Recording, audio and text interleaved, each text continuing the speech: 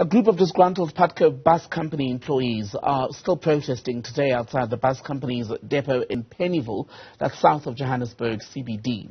The workers are preventing buses from leaving and entering. They're demanding back pay in a wage dispute that they say goes back to 2020. Newzroom Afrika reporter Mohlaoli is tracking the story, joins us now live. Tumaole, give us an idea of what's been going on around you in the last few moments.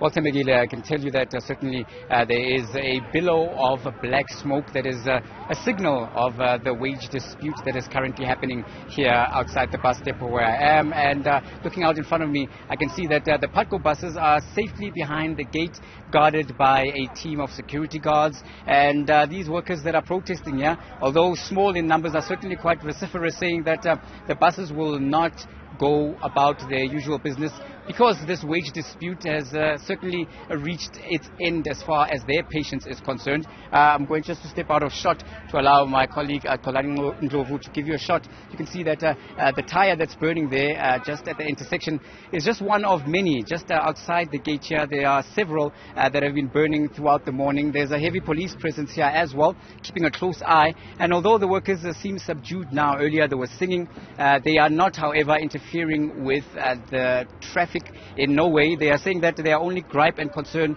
is with the bus company. Now, I'm going to bring in Putco's Lindogu Shekulu just to let us know exactly what the status quo is. Mr. Kulu, thanks for speaking to us on Newzroom Afrika. So, as Putco, this particular dispute dates back to 2020. What is the crux of the matter?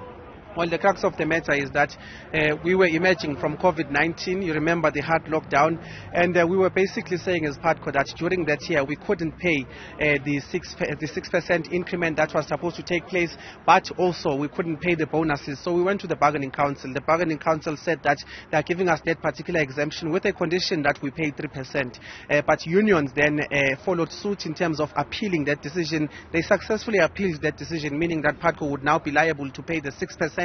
Plus the bonuses that employees was due to the employees. But what we did as Putco was to essentially take that matter for review to the Labour Court, because it was two decisions now coming from the very same bargaining council. So we wanted the Labour Court to make the final decision in terms of what the company needs to do in terms of that, because we believe that we had valid reasons why we should in fact ask for an exemption. So that is the dispute right now, to say that as Putco's as far as we are concerned as Putco, we are saying that that matter is still subject to court proceedings, and after an announcement, we will comply with that court pronouncement. But at this stage, there hasn't been such pronouncements. All right. But what of these workers? Because from what I understand, it's an unprotected strike. Some refer to it as a wildcat strike. But certainly, we hear that other depots are affected. Which depots are affected? And what's the fate of these workers if this continues? Well, I can honestly say that we haven't been able to operate not at least 95% of our operations since Thursday when this began. So the effect is immense. We're talking about 150,000 of our commuters that are stranded, that call every day, send emails, and some of them stand to lose their jobs because they're saying they can't go to work. So what happens in terms of the fate of these workers? We've tried since from Thursday issuing notices, Friday going to the interdict this particular strike successfully, and then on Monday sitting down with them, but nothing has come through. So it is a deadlock that right now we simply as Putco feel that we are compelled to move along with the disciplinary action. The disciplinary action, yesterday we issued a notice for an intent to actually dismiss the workers. So what it means is that from yesterday, when they were given these notices, until today, end of business, which is at 5, we are expecting that they write representations in terms of why the company must not actually terminate their contracts with the company. So what is positive right now is that we have been receiving a number of these representations, despite the fact that this is ongoing. But I can tell you that the final thing would be that tomorrow, after review of some of the submissions from the employees, we will be issuing termination letters to those that still continue to persist with their illegal action. Isn't that a bit harsh, considering that the workers went on this action to recoup monies that they believe rightly were theirs to begin with, in terms of what the dispute action is all about, saying that, since 2020, all they've been wanting, if the company was looking to downsize, is what they were fairly due to them for the work and the hours that they've put in. I think if you would label this as harsh, you would be labeling the laws of the country and the laws of the company, the policies of the company, as exactly that, because what is happening now is due process, in terms of the fact that we are appealing. The unions themselves had went to appeal. Now we have put this matter in front of the labor court. So when you call this process hard, you are harsh, you are essentially saying that the laws of the country that govern the country, including the interdict that we got from the court to say that this is illegal, are harsh. And unfortunately, laws are laws and they must be abided to. It's something we've communicated to workers to say that it's an illegal strike. They must go back to work and that processes are in place to actually sort this out. But unfortunately, this is the situation we find ourselves in. Right, no, I'll leave it there. Let's just give a moment to the workers themselves. I will now be joined by Sello Mafeta, who is the leader of the workers here. And Tate Mafeta, thanks for speaking to us on Newzroom Afrika. From the workers' perspective, you've heard what the company has to say, saying that by the end of the day, they are looking to cut the workers who are embarking on the strike.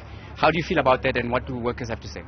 Yes, it is firstly, initially let me say, it is very much disturbing that we find ourselves in this kind of situation, and then it looks like Putco, it was the only company that was affected by the COVID-19. And then COVID-19 affected all the companies, including us as well, and we are on the receiving end than them. But now they are using it as an excuse. What I will say is that it is unfortunate that mostly the people that are affected, that are mostly on the receiving end, are the passengers, of which we always serve them every time with dignity, with commitment. But now it is disturbing that we find ourselves in this kind of situation. But the workers are very much resolute with that. They know that the company will do that. We are expecting that. We are actually not caring anymore because of rather being subjected to this kind of enslavement for 3 years, of which it is only Putco that applied for exemption. And it is not only Putco that falls under that bargaining council. There are a lot of many companies in South Africa that fall under that bargaining council. All those companies complied and paid their workers. It is only Putco that did not pay its employees. So we are resolute that we are going to continue with the strike, whether we are out or outside. We're going to continue. Mr. Mafeta, just give us an idea, how many workers would you say are involved, and which depots or which areas will be affected? The depots that are affected here, we mainly have a Dobsonville, which controls most of the depots. The depot that you are here is mostly technical, it doesn't have operations. So the operation depot is in Dobsonville and Nicefield. So it is the main depot, it is the one that is affected. So the employees that are affected, every employee who falls under the bargaining councils is affected. So we are almost around 700 to 800 to 1,000. I'm not sure at Pretoria how many are they, but the Pretoria as well, it has got different depots. In Mpumalanga has got different depots, but they are also involved in this strike. So you're saying all the workers under the Putco brand are going to be striking in solidarity and are affected by this matter? And will there be no intimidation for those who feel that they want to go back to work? Yes, there's no intimidation as such. The only message that we want to pass to them, the situation that we find ourselves, they also find themselves in that situation. If we win in this situation, they are also going to win in that situation. That is the message that we actually always pass to them, that you guys, you are going to benefit. We are all suffering under these circumstances. We are all experiencing economic hardships. That everything is up. I mean, there's no one who's excluded in this kind of hardships, economic situation that we find ourselves into. So we are saying to them, the message that we are passing to them, we have never intimidated anyone, but we are trying to pass the message to them so that they can be conscious of what we wanted. No, thank you very much, Mr. Mafeta. Thank you. That was Sello Mafeta. He's certainly one of the leaders of the workers here at the bus depot, and saying that this is something that affects all workers, so certainly no intimidation. However, the workers are barricading the entrance to the bus depots. The buses aren't moving, and behind, out of shot, I can just see the buses are parked there, and it's something that the workers feel is their last resort, because they feel that they're being let down by the systems in place, which they have tried to engage in to try and get a solution for this matter. I can tell you that I have also been communicating with the unions, and the unions are very concerned at this stage about the developments, watching them very closely. And certainly NUMSA has sent me a message saying that they are observing the developments and they are trying to intervene in what is a very concerning situation. Many of the workers here are also saying that they are not interested to come back to work should there be an amicable solution. All they want following that particular ruling is a payout of monies they feel are due to them,